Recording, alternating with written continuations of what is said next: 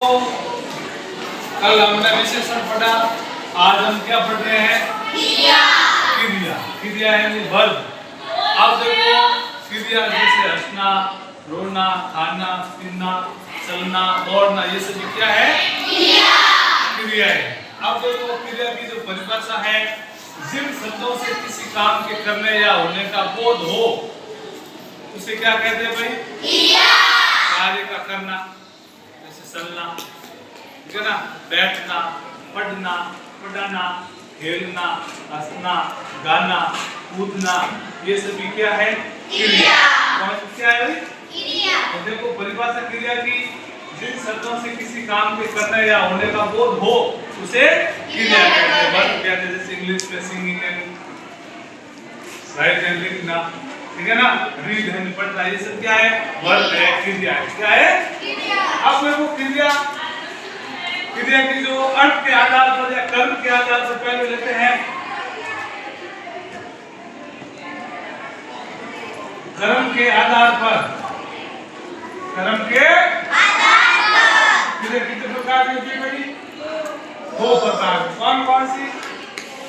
पहला है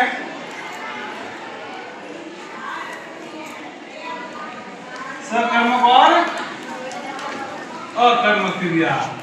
सकर्मक यानी जिस क्रिया के साथ कर्म प्रयुक्त हो वो होती है सकर्मक। या आपको एक साधारण भाषा में क्रिया के साथ आप क्या प्रश्न करना, तो आपको अगर उसका उत्तर मिलता है तो वो कौन सी क्रिया होगी? सकर्मक। जैसे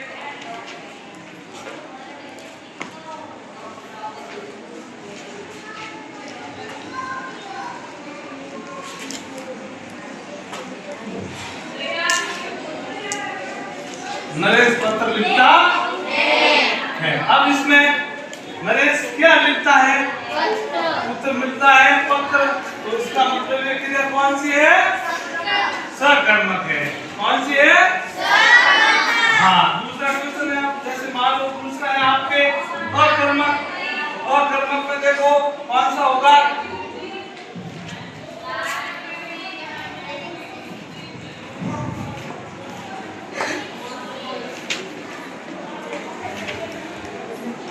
बसा पढ़ता है। क्या पढ़ता है? उत्तर आ रहा है क्या? नहीं आ रहा है। इसका मतलब ये क्रिया कौन सी है? अकर्मक है, यानी इसके साथ में कर्म प्रयुक्त नहीं है। ठीक है। उसके बाद में आपको अर्थ के आधार पर क्रिया होती है। जैसे मान लो ये क्रिया होती है आपके अर्थ के आधार पर। इसके आधार पर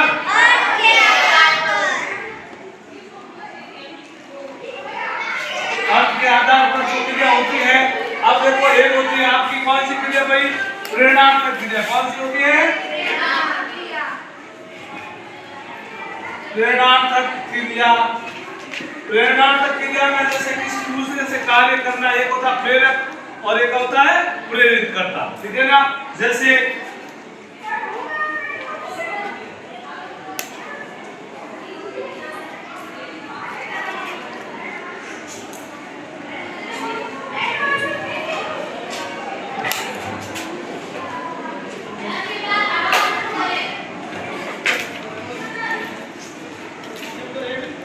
राहुल ने नौकर से खाना बनवाया, यानी कि किसी दूसरे से, यानी कि नौकर से कार्य करवाया रहा है राहुल। इसका मतलब ये प्रेरणात्मक क्रिया है।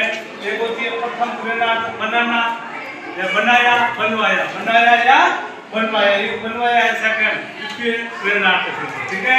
उसके बाद में कौन सी क्रिया है भाई?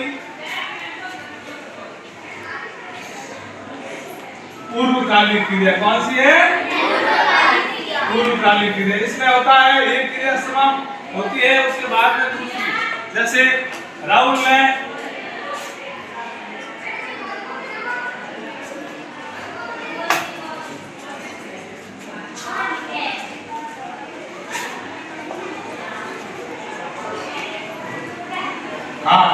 मोहन ने पढ़कर खाना, यानी पहले पढ़ लिया, उसके बाद में खाना, यानी कि एक क्रिया समाप्त हो गई, उसके बाद में दूसरी क्रियाएं स्टार्ट हुई है। ये सब ठीक है ना। एक क्रिया होती है सजाती क्रिया। देखो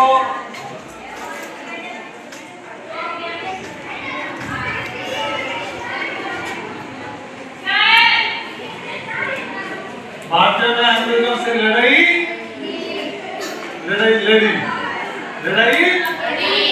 लड़ी और लड़ी, देखो ये सजा की क्रिया होगी, ठीक है ना। अगला है आपका कौन सा, अगला कौन सा है भाई,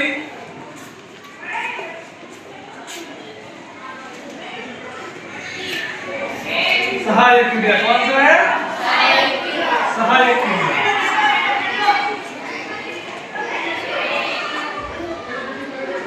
संयुक्त क्रिया, सहायक क्रिया, उसके बाद में संयुक्त क्रिया,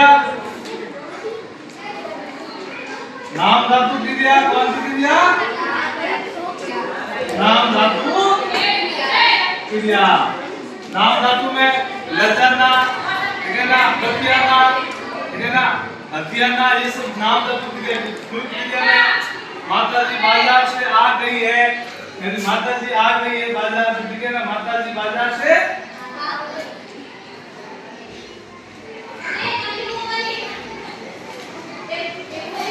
आ गई, दोनों क्रिया तो वो है, लेकिन एक ही क्रिया का यहाँ पे काम हो रहा है, दोनों क्रिया एक ही क्रिया के रूप में प्रयुक्त होती है। इसका मतलब ये कौन सी क्रिया, संयुक्त क्रिया। सजाती क्रिया में जैसे है, कोई भी शब्द हो सकता है, वो चाहे क्रिया के शब्द होता है, ठीक है ना।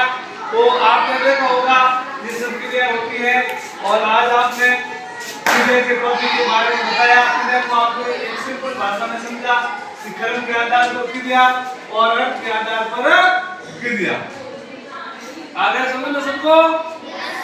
सबको आ गया रे? Yes sir. हाँ, बहुत अच्छी बात। ज्यादा से ज्यादा वीडियो को शेयर करना, सब्सक्राइब करना, लाइक करना, कमेंट करना, ठीक है ना। ओके।